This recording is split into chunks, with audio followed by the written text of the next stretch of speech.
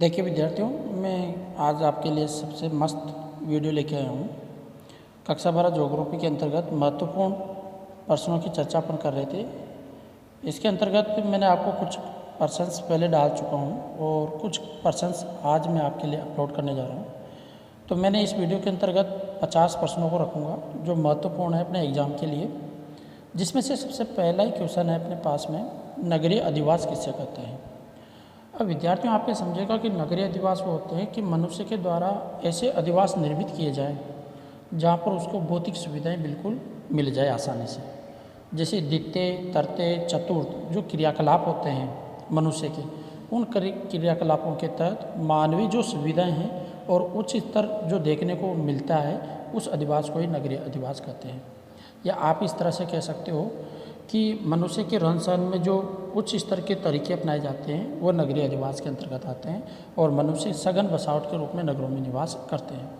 दूसरा महत्वपूर्ण जो क्वेश्चन है इसका वो है मेगालोपोलिस से क्या अभिप्राय है।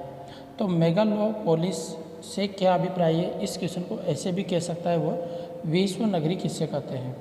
तो विश्व नगरी कहे या मेगालोपोलिस कहे तो इनका मतलब एक ही होता है। आप इस तरह से समझिएगा, मेगालोपोलिस का अर्थ ये है कि 50 लाख से अधिक, कितनी 50 लाख से अधिक जनसंख्या जिस स्थान पे निवास करती है उस स्थान को मेगालोपोलिस या विश्व नगरी या वृत्त नगरी के नाम से जाना जाता है। तो ऐसे स्थान जहाँ पे 50 लाख से अधिक जनसंख्या निवास करती है उसे मेगालोपोलिस कहते हैं। आगे देखिए, गंदी बस्तियों का प्रादुर्भाव क्या है। तो गंदी बस्तियों का जो प्रादुर्भाव है वह है नगरों में जनसंख्या का घनत्व में वृद्धि होने से आवासीय भवनों की कमी उत्पन्न हो गई, जिससे गंदी बस्तियों को उत्पन्न करने में महत्वपूर्ण भूमिका निभाई है। कहने का मतलब जो अपने नगरीय क्षेत्र है, नगरीय क्षेत्र में जनसंख्या घनत्व बढ़ जाने के कारण से, तो जनसंख्या जब घनत्व बढ़ जाएगा तो व्यक्ति क्या करेंगे, उस तरह की बस्तियां बन जाएगी जिसमें न तो साफ़ सफाई सही तरीके से हो पाती है न कुछ, तो वह गंदी बस्तियों के प्रादुर्भाव का जन्म बन जाता है। इसके बाद में देखिए, चौथा क्वेश्चन है अपना जो वेरी मोस्ट इम्पोर्टेंट है, एशिया की सबसे बड़ी गंदी बस्ती कौन सी है। तो विद्यार्थियों आप ध्यान रखिएगा, एशिया की सबसे बड़ी जो गंदी बस्ती है वह बम्बई की धारावी नामक बस्ती को एशिया की सबसे बड़ी गंदी बस्ती के नाम से जाना जाता है। धारावी, बम्बई की धारावी, है ना, ये ध्यान रखना। इसके बाद में पांचवा क्वेश्चन है, द्वितीय व्यवसायों के नाम बताइए। द्वितीय व्यवसाय कौन कौन से हैं। तो द्वितीय व्यवसाय के अंतर्गत वे व्यवसाय आते हैं जैसे अपन कह सकते हैं उद्योग धंधे, खाद्य प्रसंस्करण, भवन निर्माण, सड़क निर्माण, दुग्ध उद्योग, है ना। तो इस प्रकार के जो उद्योग है ये सब किसके अंतर्गत आते हैं, द्वितीय व्यवसाय के अंतर्गत आते हैं। अब आगे देखिए, क्वेश्चन नंबर 6 जो बोर्ड परीक्षा के लिए अति महत्वपूर्ण है, इसको भी आप समझिएगा। इसमें कहा गया है कि प्राथमिक व्यवसाय के 3 प्रमुख क्षेत्र कौन कौन से हैं। तो विद्यार्थियों, मैं आपको बता दूं, प्राथमिक व्यवसाय के जो 3 महत्वपूर्ण क्षेत्र है वह है उष्णकटिबंधीय प्रदेश, समशीतोष्ण कटिबंधीय प्रदेश व शीत प्रदेश। कौन कौन से प्रदेश है, उष्णकटिबंधीय, समशीतोष्ण और साथ में शीत प्रदेश। तो इन तीनों के बारे में आप याद रखिएगा। 7वां क्वेश्चन है, ब्राज़ील में कहवा के बागानों को क्या कहा जाता है। तो ब्राज़ील में जो कहवा के बागान है, कहवा एक पेय पदार्थ है, ध्यान रखना। इसके बागानों को फजेंडा कहा जाता है। क्या कहा जाता है विद्यार्थियों, फेजेंडा, फेजेंडा, ठीक है ना। तो आप इस तरह से याद रख सकते हो। अगला क्वेश्चन है क्वेश्चन नंबर 8, आखेट से क्या तात्पर्य है। तो आखेट का तात्पर्य है कि मनुष्य जो मानव होते हैं वो अपने जीवन यापन करने के लिए आखेट शिकार करते हैं, शिकार करते हैं। अब शिकार किनका करते हैं, वो जीव जंतुओं का, जो पशु पक्षी है, जीव जंतु है, उनका अपनी आवश्यकताओं की पूर्ति करने के लिए क्या करते हैं, वो शिकार करते हैं भोजन प्राप्ति के लिए, ठीक है। तो उस क्रिया को, जो भोजन प्राप्ति के लिए जो क्रिया की जाती है उसे क्या कहेंगे, आखेट कहते हैं। संग्रहण क्या है। संग्रहण का मतलब होता है इकट्ठा करना। संग्रहण का अर्थ क्या होता है, इकट्ठा करना। तो जो मानव में कुछ ऐसे आर्थिक क्रियाकलाप होते हैं, तो उन आर्थिक क्रियाकलापों के अंतर्गत मानव क्या करता है, जंगलों से फल फूल, कंद मूल, बेर, जड़ आदि का क्या करता है, वो संग्रहण करता है। शहद, लाख, गोंद आदि को एकत्रित करता है। तो वह एकत्रित करने की जो प्रक्रिया है वही क्या है, संग्रहण है। अगला क्वेश्चन है क्वेश्चन नंबर 10, पशुचारण किससे कहते हैं। कहने का मतलब पशुचारण किससे कहते हैं। तो पशुचारण का मतलब होता है पशुओं को चराना, चारागाहों पर चराने की जो क्रिया होती है या अपने इस तरह से कह सकते हैं कि चारागाह, जहाँ पर उगी हुई घास व अन्य वनस्पतियों को चराकर पशुपालन किया जाता है, उसे पशुचारण कहते हैं। तो पशुचारण का मतलब है जो चरागाह स्थान होते हैं, अपने गाँव में कहते हैं ना कि चरागाह स्थान है, तो वहाँ पे चरागाह का मतलब क्या है, पशुओं के चरने का स्थान। तो उस स्थान को क्या बोलते हैं, पशुचारण, और उस जानवरों को जो वहाँ जाते हैं वो पशुचारण के अंतर्गत आते हैं। क्वेश्चन नंबर 11 है, लानोस व कंपास क्या है।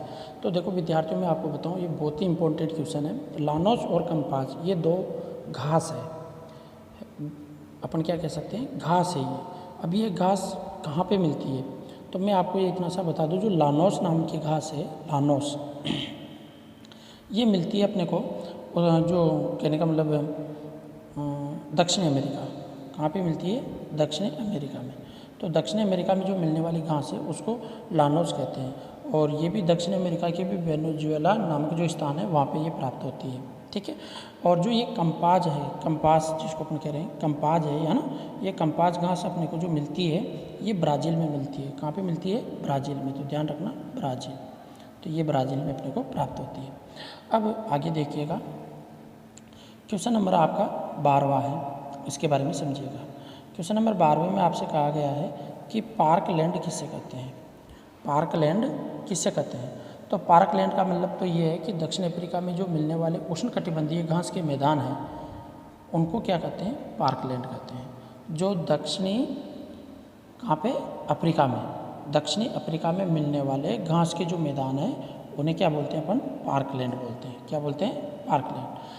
13वां क्वेश्चन है, स्टेपिच व पंपाज कहाँ की महत्वपूर्ण घास है। तो विद्यार्थियों, मैं आपको बताऊं, स्टेपिज व पंपाज जो घास है ये यूरोप व एशिया में मिलने वाली शीतोष्ण कटिबंधीय घास के मैदानों को स्टेपिज व अर्जेंटीना में जो प्राप्त होती है अपने को घास, उसको क्या कहते हैं, पंपाज कहते हैं। अर्जेंटीना में मिलने वाली घास को तो क्या कहेंगे, पंपाज। ध्यान रखना, ये क्वेश्चन एक तो सबसे ज़्यादा कन्फ्यूज करता है। एक तो घास है आपके पास में पंपाज, और अभी एक जस्ट ऊपर अपन ने क्वेश्चन पढ़ा है जिसमें घास का नाम था कंपाज, कंपाज, ठीक है ना।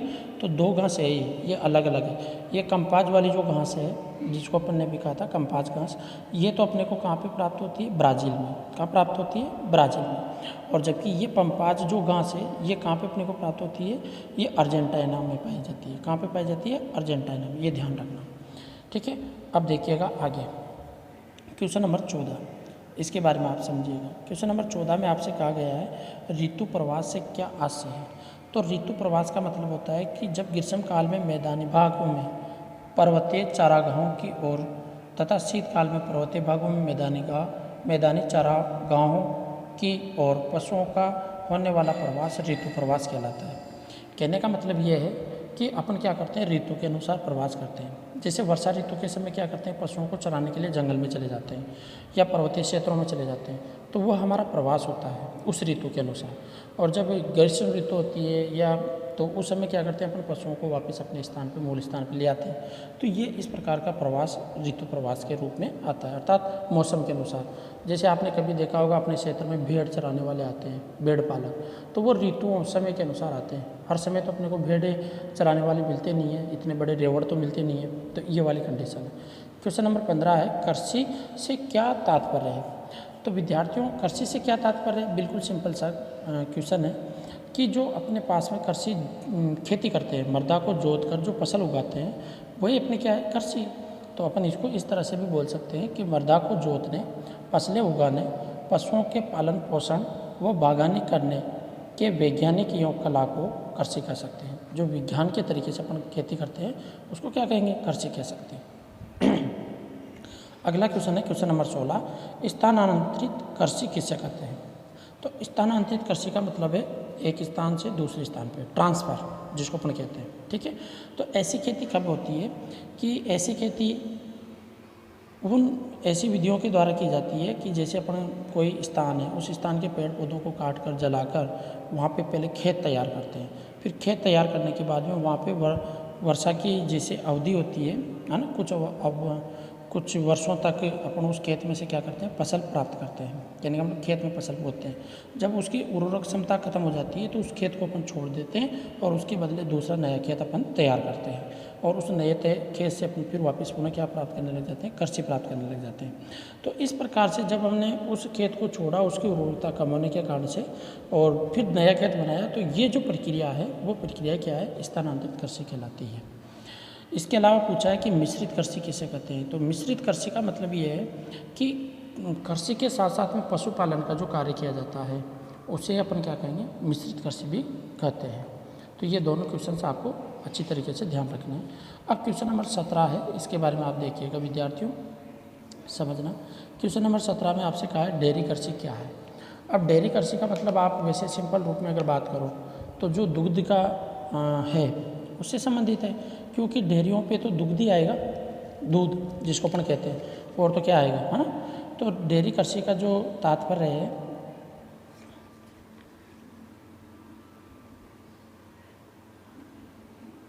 वो सुनिए। यह कृषि एक विशेष तरीके से की जाती है जिसमें दुग्ध देने वाले पशुओं का प्रजनन, पशुचारण व नस्ल सुधार के लिए विशेष ध्यान दिया जाता है। अतः ऐसी कृषि जिसमें पर्याप्त पूंजी व पशु स्वास्थ्य सेवाओं की सहायता से दुग्धारू पशुओं के व्यवसाय स्तर पर दुग्ध उत्पादन करने की जो कार्य किया जाता है उसे डेयरी कृषि कहते हैं। अब इस डेयरी कृषि को आप दुग्ध कृषि भी कह सकते हो। क्या कह सकते हो, दुग्ध कृषि। अब ऐसे वेरी मोस्ट इंपॉर्टेंट है क्वेश्चन नंबर 18, ट्रक कृषि का क्या तात्पर्य है। तो ट्रक कृषि ऐसी कृषि है जो कहने का मतलब साग सब्जी जो अपने फल फूल होते हैं इनको क्या करते हैं कि एक रात के समय में, है ना, ट्रकों में भरकर वहाँ बाज़ार तक उपलब्ध करवाया जाता है। अर्थात ऐसी साग सब्जियाँ जो ज़्यादा समय तक नहीं रुक पाए, केवल मात्र 24 घंटे के लिए अपने को पर्याप्त समय दे, उतने से समय में अपने को उन ट्रकों के माध्यम से उनको क्या करते हैं, एक स्थान से दूसरे स्थान पर भेजने का प्रयास करते हैं। तो अपन ऐसे कह सकते हैं कि ऐसे कृषि जिसमें साग सब्जी की कृषि की जाती है। पहली बात तो ट्रक कृषि में वह आती है जिसमें साग सब्जियों की कृषि की जाती है। इन वस्तुओं को प्रतिदिन ट्रकों में भरकर निकटवर्ती नगरीय बाजारों तक पहुंचाया जाता है। इस प्रकार की कृषि में नगरों की प्रमुख भूमिका होती है और इनके कारण से ही जो निकटवर्ती अपनी इस कृषि को ट्रकों के द्वारा भेजते हैं, इस कारण से इसको ट्रक कृषि का नाम भी दिया जाता है। क्वेश्चन नंबर 19 है, संसाधन किससे कहते हैं। तो संसाधन का मतलब होता है विद्यार्थियों, अगर आप बात करोगे संसाधन, तो संसाधन में अपन ये कह सकते हैं कि वह पदार्थ या घटक जिनका उपयोग कर मानव अपनी आवश्यकताओं की जो पूर्ति करता है या अपने आवश्यकताओं की जो भी क्रियाकलाप है उनको पूरा करता है, उन जिनसे वो कर रहा है उन्हीं को क्या कहेंगे, अपन संसाधन कहते हैं। अर्थात वे पदार्थ या घटक जिनके उपयोग से मानव अपने आर्थिक क्रियाकलापों को संपन्न करता है या पूर्ति करता है या आवश्यकताओं को पूरी करता है, तो उन्हें क्या कहते हैं, संसाधन कहते हैं। क्वेश्चन नंबर 20 है, संसाधन होते नहीं बनाए जाते हैं। इस कथन से आपका क्या आशय है। तो देखो, इसका आशय यही है कि मानव अपने श्रम तथा तकनीकी ज्ञान के द्वारा किसी पदार्थ को मानव उपयोग के लिए बनाता है, इसलिए कहा जाता है कि संसाधन होते नहीं बनाए जाते हैं। तो अपन ये भी तो कह सकते हैं कि आवश्यकता आविष्कार की जननी है। जब आपको किसी चीज़ की आवश्यकता है तो आप उस चीज़ को बनाने के लिए क्या करोगे, तत्पर रहोगे, और तत्पर रहोगे तो वही आपके लिए क्या है, संसाधन। तो संसाधन होते नहीं हैं, संसाधन अपन खुद क्या करते हैं, निर्मित करते हैं अपने कार्यों को सुगमता से बनाने के लिए या अपने कार्यों को सुगमता से करने के लिए। इसके बाद में देखिए क्वेश्चन नंबर 21 है विद्यार्थियों, इसको समझिएगा। इसमें आपसे कहा गया है जैविक व अजैविक संसाधन की परिभाषा दीजिए।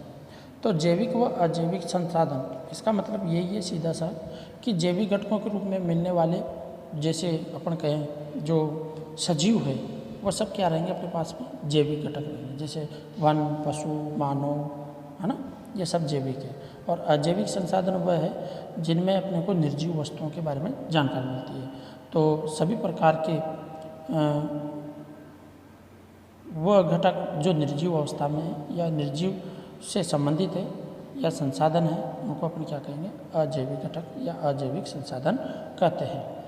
जैसे अपने पास में जो भी बहुत सारे उदाहरण ले सकते हो आप। इसके बाद में अगला क्वेश्चन है, परंपरागत व गैर परंपरागत साधनों से क्या तात्पर्य है। अब परंपरागत साधन तो वो है जो अपने कहने का मतलब प्राचीन समय से ही जो चलते आ रहे हैं, जिनका उपयोग कर रहे हैं, जैसे खेती करने के लिए हल जोतना, है ना, उनकी खरपतवार को नष्ट करने के लिए अपन खुदाई करना, तो ये कुछ ऐसे हैं परंपरागत संसाधन। या पानी के लिए चरसकार इनका उपयोग करना। पर गैर परंपरागत साधन वो है जो अब अपने लिए संसाधनों का उपयोग सरल हो गया और अपनी क्रियाओं को भी और जल्दी करने लगे। जैसे अपन जो भी वैज्ञानिक ढंग से निर्मित संसाधन हैं उनको गैर परंपरागत संसाधन कह सकते हैं। और इसके बाद में देखिएगा अगला क्वेश्चन है क्वेश्चन नंबर 23, नवीनीकरण संसाधन क्या होते हैं। तो नवीनीकरण संसाधन जिन संसाधनों का एक बार उपयोग होने के बाद मानव द्वारा या प्रकृति द्वारा पुनर्स्थापित या नवीनीकरण किया जा सकता है, उन्हें असीमित संसाधन की संज्ञा भी दे सकते हैं। कहने का मतलब यही है नवीनीकरण संसाधन का कि एक बार उपयोग करने के बाद में उसका पुनः उपयोग में लिया जाए अर्थात नए रूप में, तो उसको अपने क्या कहेंगे, नवीनीकरण संसाधन कहते हैं। व्यक्तिगत संसाधन से आप क्या समझते हो। तो देखो व्यक्तिगत संसाधन का मतलब यही है कि जिन संसाधनों पर किसी एक व्यक्ति या परिवार या संस्था का अधिकार होता है तो उसे व्यक्तिगत संसाधन कहते हैं। स्वयं का, निजी जिसको आप कह सकते हो, तो व्यक्तिगत संसाधन कहते हैं। जैसे मकान, भूमि, नकदी, पैसे, है ना, इस प्रकार से। 25वां क्वेश्चन है विकास से क्या तात्पर्य है। तो देखिएगा विद्यार्थियों, विकास से क्या तात्पर्य है। विकास का मतलब एक ये आप इस तरह से कह सकते हो कि व्यक्तियों के जो क्रियाकलाप है उसमें बढ़ोतरी हो या उनकी आर्थिक स्थिति जो है उसमें बढ़ोतरी हो, तो वही उनका विकास होता है। तो अपन इसको इस तरह से परिभाषित कर सकते हैं कि विकास से तात्पर्य प्रति व्यक्ति की आय से है। किससे है, प्रति व्यक्ति की आय से। तो ये आपको ध्यान रखना है। साथ ही अपन इसको ये भी कह सकते हैं कि औद्योगिक एवं कृषि उत्पादन में वृद्धि, समृद्ध परिवहन, स्वच्छ पेयजल, शुद्ध वायु, आधुनिक चिकित्सा, शिक्षा के प्रकार मात्रा में भी उपलब्ध है। ये सब चीज़ें क्या आती है, विकास के अंतर्गत आती है। अगर ये सब चीज़ें आपको मिलेगी तो वो आपके विकास के रहेगी। जैसे गांव का विकास है तो गांव का विकास कैसे होगा, वहाँ चिकित्सालय हो, विद्यालय हो, पेयजल की व्यवस्थाएं सही हो, तो उस प्रकार से उस गांव का क्या होता है, विकास होता है फंडामेंटल तरीके से। अब क्वेश्चन नंबर 26 है, भारत में ज्वारे वन कहाँ पाए जाते हैं। भारत में ज्वारे वन कहाँ पाए जाते हैं। अब ज्वारे वन का मतलब आप पहले तो ये समझिएगा कि होते क्या है। ज्वारे वन का मतलब ये होता है कि जो कहने का मतलब तटीय क्षेत्रों पे जो वन होते हैं, जैसे अपन कह सकते हैं समुद्र तटीय, जहाँ पे ज्वार भाटारे आते हैं गर्म। अब ऐसे क्षेत्रों में जो नदियाँ हैं, नदियों के जो मुहान हैं, अब ऐसी नदियाँ तो कौन सी, एक तो गंगा है, ब्रह्मपुत्र है, हुगली नदी है, तो इनके जो डेल्टाई भाग में जो वन मिलते हैं अपने को, उन डेल्टाई भाग के वनों को ज्वारे वन कहते हैं। क्या कहते हैं, ज्वारे वन कहते हैं। अब क्वेश्चन नंबर 27 देखिएगा, जिसमें आपसे कहा गया है भारत में सर्वाधिक मछली उत्पादन करने वाले 2 राज्यों के नाम लिखिए। तो भारत में सर्वाधिक मछलियाँ उत्पादन होती है, एक तो आंध्र प्रदेश से, कहाँ से होती है विद्यार्थियों, आंध्र प्रदेश से, और एक होती है पश्चिम बंगाल से। कहाँ से होगी, पश्चिम बंगाल से, पश्चिम बंगाल। तो ये आपको ध्यान रखना है, आंध्र प्रदेश और पश्चिम बंगाल से। अब इसके बाद में क्वेश्चन नंबर 28 में आपसे कहा गया है, इसको भी आप देखिएगा, इसमें आपसे कहा गया है कि सिंचाई,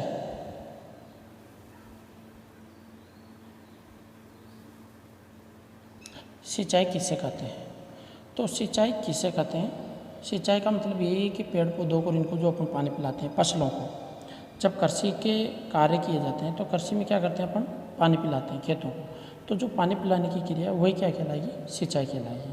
तो आप इतना सा इसमें लिख सकते हो कि खेती में जो जल संसाधन की पूर्ति की जाती है, पानी पिलाया जाता है, उसे क्या कहेंगे हम, सिंचाई कहते हैं। अब इसके बाद में देखिएगा आगे, भारत में कोयला कौन कौन से भूगर्भीय काल शैलों से प्राप्त हुआ। तो भारत में जो कोयला प्राप्त है वो कौन कौन से भूगर्भीय काल शैलों से प्राप्त हुआ। तो भारत में जो अपन ये कह सकते हैं कि भारत का जो कोयला है वो एक तो गोंडवाना, अपन ने पढ़ा भी है उधर, गोंडवाना कालीन निरपेक्ष और ट्रसरी, 2 अपने पास में स्थान आए थे, एक तो गोंडवाना कालीन और एक ट्रसरी युगीन, इनसे अपने को कोयले प्राप्त होते हैं। तो गोंडवाना कालीन के भी कोयले थे और ट्रसरी युगीन के भी कोयले अपने को प्राप्त हुए थे। इसके बाद में है 30वां क्वेश्चन, बम्बई हाई किसके लिए प्रसिद्ध है। तो बम्बई हाई पेट्रोलियम के उत्पादन के लिए प्रसिद्ध है। किसके लिए प्रसिद्ध है, पेट्रोलियम उत्पादन के लिए। तो आप ध्यान रखना, पेट्रोलियम उत्पादन के लिए ये प्रसिद्ध है।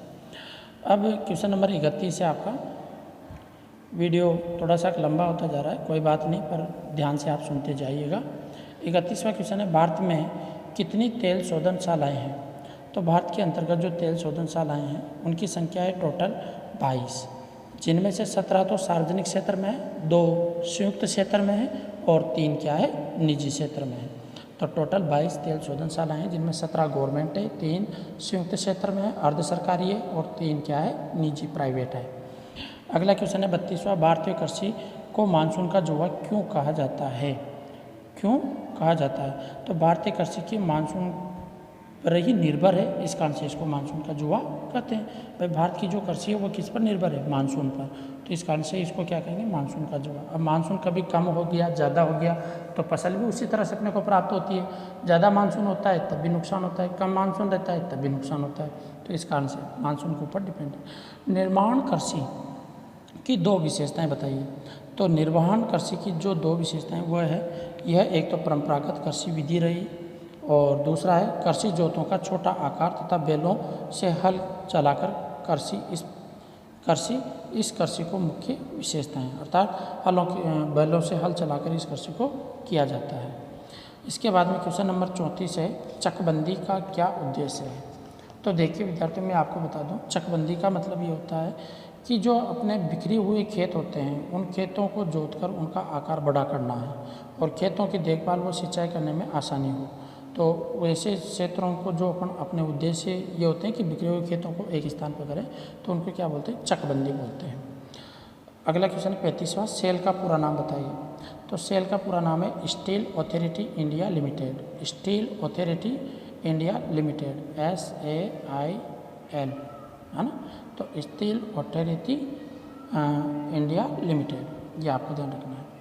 इसके बाद में देखिए क्वेश्चन नंबर 36 है, मेक इन इंडिया कार्यक्रम के 2 उद्देश्य बताइए। तो मेक इन इंडिया कार्यक्रम के जो 2 उद्देश्य हैं, पहला तो है बाज़ारों में निवेश बढ़ाना या निवेश को बढ़ाकर देकर औद्योगिक विकास की गति को तेज करना। दूसरा है देश को मैन्युफैक्चरिंग हब बनाना, अर्थात यहाँ पे उद्योग कारखाने खोलना, इसका मूल उद्देश्य मेक इन इंडिया का। 37वां क्वेश्चन है, स्वर्णिम चतुर्भुज योजना किन महानगरों को जोड़ती है? तो स्वर्णिम चतुर्भुज योजना 4 महानगरों को जोड़ती है आपस में, दिल्ली, बम्बई, चेन्नई, कोलकाता को आपस में जोड़ने का काम करती है। क्वेश्चन नंबर 38 है, परिवहन का सबसे सस्ता साधन क्या है? तो परिवहन का सबसे सस्ता साधन जल परिवहन है। क्या है? जल परिवहन, तो ध्यान रखना, जल परिवहन। अच्छा क्वेश्चन है।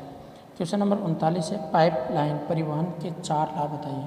तो पाइपलाइन परिवहन के 4 लाभ ये है, पहला लाभ है सस्ता साधन है एक तो, ठीक है, क्योंकि एक बार पैसा खर्च होता है फिर अपने को बार बार पैसे खर्च करने की ज़रूरत नहीं पड़ती है।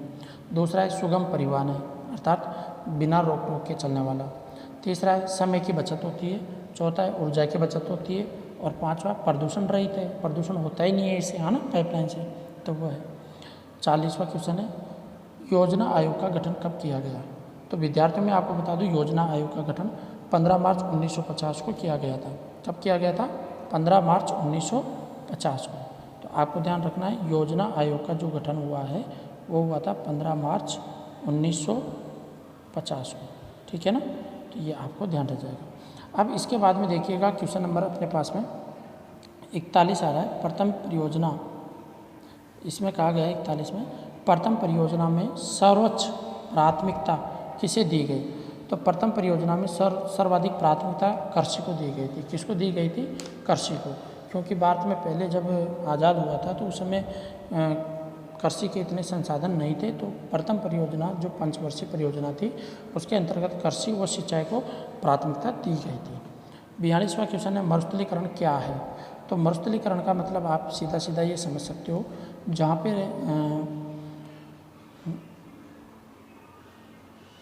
जो मरुस्थल है था, जैसे अपने उदाहरण के रूप में थार का मरुस्थल है, अब ये लगातार क्या होता है कि बढ़ता जाता है। जो इसके बढ़ने की जो प्रक्रिया है वो बढ़ने की प्रक्रिया मरुस्थलीकरण कहलाती है, अर्थात मरुस्थल का आगे की ओर लगातार बढ़ना ही मरुस्थलीकरण कहलाता है।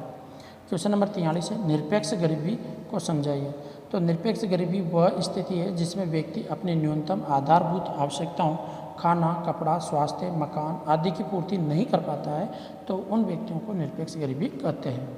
44वां क्वेश्चन है अन्नपूर्ण योजना कब प्रारंभ की गई थी। तो अन्नपूर्णा जो योजना थी वो 1 अप्रैल 2001 को प्रारंभ की गई थी। और इसके अंतर्गत क्या किया जाता था कि प्रत्येक व्यक्ति को जो 65 वर्ष से अधिक आयु के थे उनको 10 किलो अनाज देने की भी योजना शामिल की गई थी साथ में। ठीक है। अब 45वां क्वेश्चन है 20 सूत्रीय कार्यक्रम कब लागू किए गए और इनका क्या उद्देश्य था। तो विद्यार्थियों आप इसको समझिएगा कि जो 20 सूत्रीय कार्यक्रम है ये है क्या। पहले तो सबसे पहले तो इसका मतलब ये है कि 20 सूत्रीय कार्यक्रम की घोषणा सबसे पहले तो 1975 में की गई थी। और इन कार्यक्रमों का उद्देश्य ये था कि जो गरीब व वंचित आबादी जिनका जीवन स्तर बिल्कुल लो है उनके जीवन स्तर को सुधारने का प्रयास किया जाए। अर्थात उनको जैसे जो गंदी बस्तियों में रहते हैं तो उनको मकान बनाकर दिए जाए सरकार के द्वारा, कॉलोनी बनाकर दी जाए। तो वो 20 सूत्रीय कार्यक्रम के अंतर्गत था और इसकी जो योजनाएं बनी थी, घोषणा हुई थी, वो 1975 में हो गई थी। अब इसके बाद में क्वेश्चन नंबर 46 है, कुछ और आगे 2-4 क्वेश्चन हो जाएंगे भी आपके। 46वें क्वेश्चन में कहा है कि मनरेगा का पूरा नाम बताइए। तो मनरेगा का जो पूरा नाम है वो है महात्मा गांधी राष्ट्रीय ग्रामीण रोजगार गारंटी योजना। क्या है महात्मा गांधी मनरेगा का पूरा नाम क्या है। तो महात्मा गांधी राष्ट्रीय ग्रामीण रोजगार गारंटी योजना है। साथ ही इसमें क्वेश्चन में ये कहा है कि कार्यक्रम 21 क्या है, अर्थात इसको एजेंडा 21 भी बोलते हैं। क्या बोलते हैं इसको? एजेंडा 21। तो एजेंडा 21 पृथ्वी सम्मेलन से संबंधित है। ये 21 देशों का एक समूह है जो पृथ्वी सम्मेलन से संबंधित है और ये 1992 में एजेंडा 21 का नाम दिया गया था इसको। तो ये भी आपको ध्यान रखना है। इसके बाद में अगला क्वेश्चन है कि एशिया का सबसे बड़ा सुपर जिंक सेमेस्टर कारखाना कहाँ पे स्थापित किया गया है। एशिया का सबसे बड़ा सुपर जिंक सेमेस्टर कारखाना कहाँ स्थापित किया गया है। तो एशिया का सबसे बड़ा सुपर जिंक सेमेस्टर कारखाना चित्तौड़गढ़ के चंदेरिया में स्थापित किया गया है। कहाँ पे स्थापित किया गया है? चित्तौड़गढ़ के चंदेरिया में स्थापित किया गया। 48वां क्वेश्चन है राजस्थान राज्य का औसत लिंगानुपात कितना है। तो राजस्थान राज्य का जो औसत लिंगानुपात है वह आप ये कह सकते हो 928 2011 की जनगणना के अनुसार। तो राजस्थान का राज्य का औसत लिंगानुपात 928 है तथा राज्य की साक्षरता दर क्या है। तो राज्य की साक्षरता दर है 67 अर्थात 67.06%, 67.06% ये राज्य की साक्षरता दर है। अब इसके बाद में देखिएगा अगला अपना क्वेश्चन है 49 और 50, अंतिम 2 लास्ट क्वेश्चन है, इनको भी आप समझिएगा। और विद्यार्थियों हमारी वीडियो को लाइक ज़रूर कीजिए, शेयर ज़रूर कीजिए और सब्सक्राइब ज़रूर कीजिए चैनल को। और देखिएगा क्वेश्चन नंबर 49 है ग्रासिया जनजाति के प्रमुख निवास क्षेत्र का नाम लिखिए। तो ग्रासिया जनजातियों की जो प्रमुख क्षेत्र के निवास क्षेत्र है वह सिरोही की आबू व पिंडवाड़ा तहसील, पाली जिले के बाली तथा उदयपुर की गोगुंदा व कोटड़ा तहसीलों में ग्रासिया और जनजाति के लोग सर्वाधिक मात्रा में रहते हैं। 50वां क्वेश्चन है जनजाति क्षेत्रों के विकास हेतु चलाए जा रहे 3 कार्यक्रमों के नाम बताइए। तो इनमें से पहला कार्यक्रम था मांडा क्लस्टर योजना। पहला क्या था? मांडा क्लस्टर योजना। दूसरा था रुकबाइला कार्यक्रम, रुकबाइला कार्यक्रम। और चौथा है बिक्री जनजाति विकास कार्यक्रम।